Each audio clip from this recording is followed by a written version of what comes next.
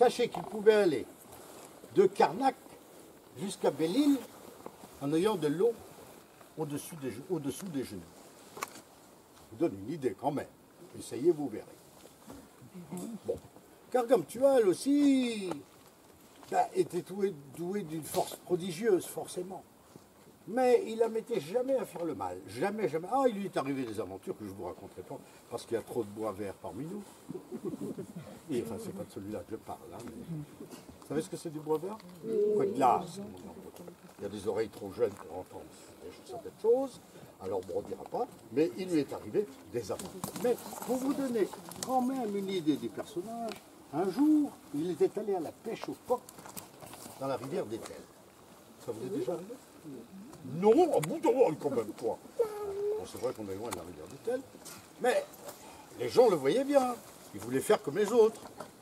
Les gens lui disaient, mais gam, chazé, maman ritonnet, la mer vient sur toi. Bon, il s'en fichait complètement, évidemment. Complètement. Lorsque, quand même, il s'est rendu compte que, allez, l'eau arrivait à ses chevilles. C'est-à-dire que la marée était haute. Et il voulut sortir. Ah oui, gare, oui, mais il appuyait sur la jambe gauche pour lever sa jambe droite. Sa jambe gauche s'enfonçait dans la vase. Faites de l'expérience, vous verrez. Et puis, quand il sortait la jambe gauche, la jambe droite, mais je suis de mes bras, vraiment, on voit la boue. Bon, ici, comment je vais faire? Et lui, de regarder autour de lui, il voyait sur un talus un énorme chêne, énorme. Alors, il étendit le bras, il prit le chêne, il plaignait dans le creux de son bras.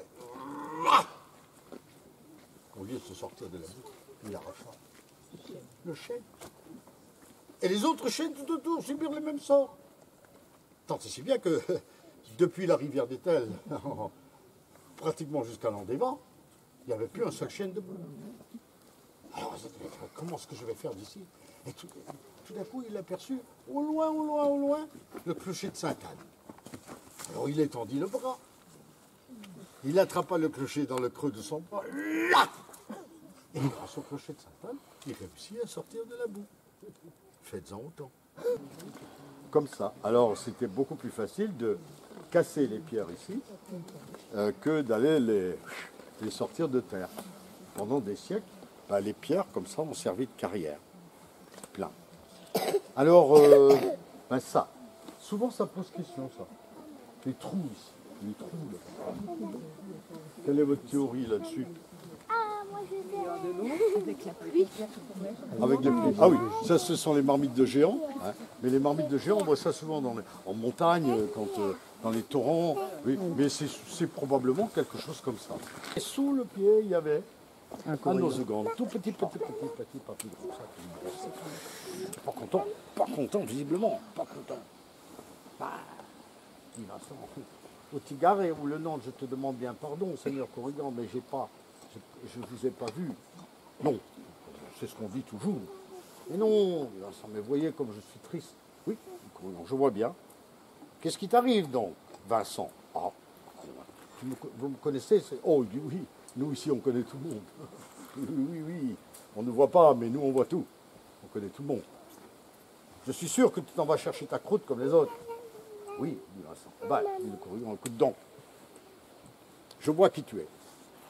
Je sais que chez toi, le Corrigan qui habite le coin du foyer est toujours bien traité. Il y a toujours du feu. Et quand on va lui rendre visite, nous sommes bien reçus. Alors écoute, je te propose de venir à notre service. Vincent, oui, mais je ne sais pas. Il savait très bien qu'il fallait faire se méfier des Corrigans. Toujours se méfier, Ah, dépêche-toi, parce que moi ici, j'ai pas de temps à perdre. Bon, Vincent, je veux bien. Suis-moi. Et le Corrigan prit la route. Il était petit, mais il allait, mes amis, il allait si vite, que l'homme avait du mal à le suivre. Et arrivé par ici, dans la main qui est là, voilà-t-il pas qu'il se glissa entre les deux rochers qui sont là, et Vincent était là debout. Suis-moi. Mais dit Vincent, moi je ne peux pas aller là. Si, dit le Corrigan, viens. Et le Corrigan se glissa dans un trou qui est toujours par là. Si on enlevait toutes les feuilles, on le verrait. Et l'homme s'avança, à peine eut-il mis le bout de son pied dans le trou que top, il se trouva dans une espèce de tunnel. Et le Corrigan allait toujours, allez, de l'avant, de l'avant, de l'avant. Et dans le Corrigan, il y avait une sorte de, dans le tunnel, pardon, il y avait une sorte de lueur comme ça. Hein.